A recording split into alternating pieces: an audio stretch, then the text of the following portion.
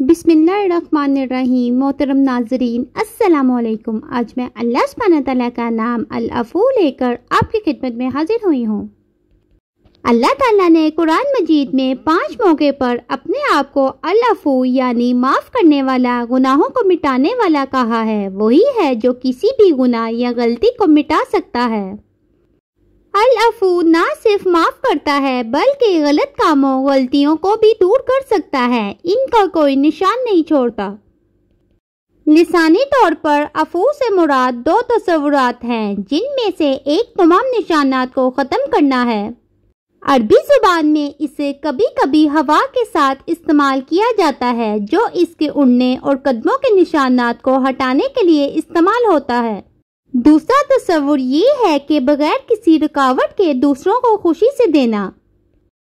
العفو وہ ہے جو کسی کے گناہوں، غلطیوں، خطاؤں اور عیبوں اور ان کے نشانات کو مٹاتا ہے اور اس کے نتیجے میں کسی سے راضی ہو جاتا ہے۔ وہی تو ہے جو بغیر مانگے خوشی سے ان کو نعمتیں عطا کرتا ہے۔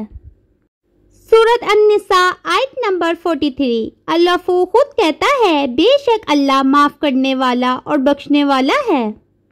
پھر اسی طرح سورۃ النساء آیت نمبر 99 میں اللہ تعالیٰ فرماتے ہیں، ان لوگوں کے لیے امید کی جاتی ہے کہ اللہ ان کو معاف کر دے گا اور اللہ ہمیشہ معاف کرنے والا اور بخشنے والا ہے۔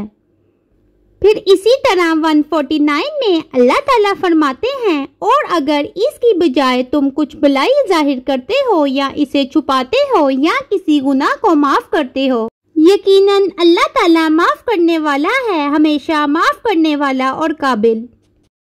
قرآن مجید میں 5 مرتبہ میں سے 4 مرتبہ اللہ کا نام الغفور معاف کرنے والا کے ساتھ آیا ہے۔ معاف کرنے کا مطلب یہ ہے کہ اللہ ذوالجلال ہمارے گناہوں اور غلطیوں کو چھپاتا ہے اور ہمیں قیامت کے دن ان کی سزا نہیں دی جائے گی، تاہم وہ اب بھی ہمارے اعمال نامے میں موجود ہیں۔ جب اللہ تعالیٰ لوگوں کے گناہوں کو معاف کر دیتا ہے تو ان کے اعمال نامے سے گناہ بالکل مٹ جاتے ہیں، وہ انہیں ان کے گناہوں کی یاد بھی نہیں دلائے گا اور نہ ہی ان سے سوال کرے گا، صرف اس لیے کہ ان کے گناہ مٹا دیے گئے ہیں۔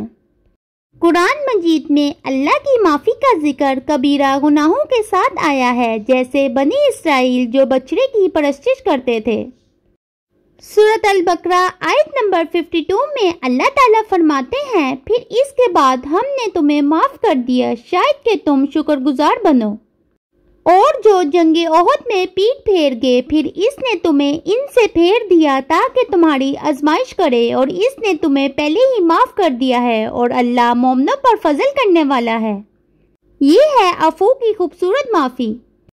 اور پھر یہ کہ دوسروں کو معاف کریں، غصے پر قابو پانے والے اور دوسروں کو معاف کرنے والے جنتی ہیں۔ العفو کہتے ہیں جو آسانی اور تنگی میں خرچ کرتے ہیں اور غصے کو روکتے ہیں اور لوگوں سے درگزر کرتے ہیں، اور اللہ نیکی کرنے والوں سے محبت کرتا ہے۔ پھر یہ کہ اپنی انا کے خلاف لڑیں اور العفو سے مدد مانگیں کہ وہ آپ کے دل میں برے جذبات اور ناراضگی کا نشان بھی نہ چھوڑے۔ اگر کوئی آپ پر ظلم کرتا ہے تو اپنے گناہوں کے بارے میں سوچیں اور جن پر آپ نے ظلم کیا ہے دوسروں کو معاف کرنے کی کوشش کرو تاکہ اللہ ذوالجلال تمہیں معاف کر دے۔ پھر یہ کہ دوسروں کو ان کی غلطیاں یاد نہ دلائیں۔ عفو وہ ہے جو بغیر کسی ملامت کے معاف کرتا ہے۔ دوسرے لوگوں کی غلطیاں یا غلط کاموں کو نظر انداز کرنے کے بعد کوشش کریں کہ بعد میں انہیں ان برے کاموں کی یاد نہ دلائیں۔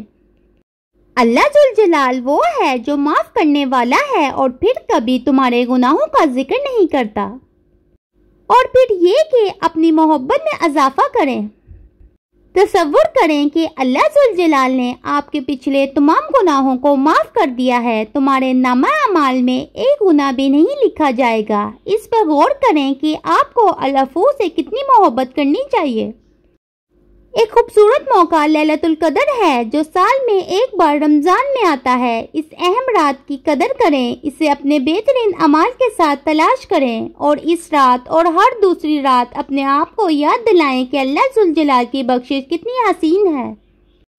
اس نام کے ساتھ ایک خوبصورت دعا وہ ہے جو رسول اللہ صلی اللہ علیہ وسلم نے حضرت عائشہ رضی اللہ عنہا کو سکھائی جب انہوں نے آپ سے پوچھا یا رسول اللہ اگر مجھے شب قدر مل جائے تو میں کیا کہوں؟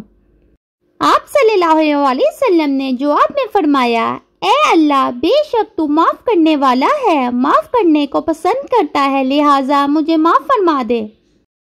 اس دعا کو یاد رکھیں اور صادق دل سے عفو مانگیں، اپنے گناہوں کو پہچانیں، عاجزی اختیار کریں اور پھر اونچا مقصد بنائیں۔ نہ صرف اپنے رب سے معافی مانگیں بلکہ اس سے کہیں کہ آپ کے کیے گئے ہر گناہ کو معاف کر دے۔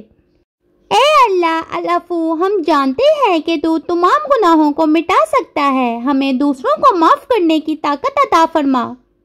اے اللہ ہمیں اپنی محبت اور ہم پہ احسانات کا خیال رکھنے کی توفیق عطا فرما۔ اے اللہ آپ کی اطاعت کرنے میں ہماری مدد فرما اور آپ سے سچے دل سے ہمارے تمام گناہوں، کوتاہیوں اور غلطیوں کی معافی مانگنے میں ہماری رہنمائی فرما تاکہ قیامت کے دن ہم سے ان کے بارے میں سوال بھی نہ ہو۔ آمین یا رب العالمین۔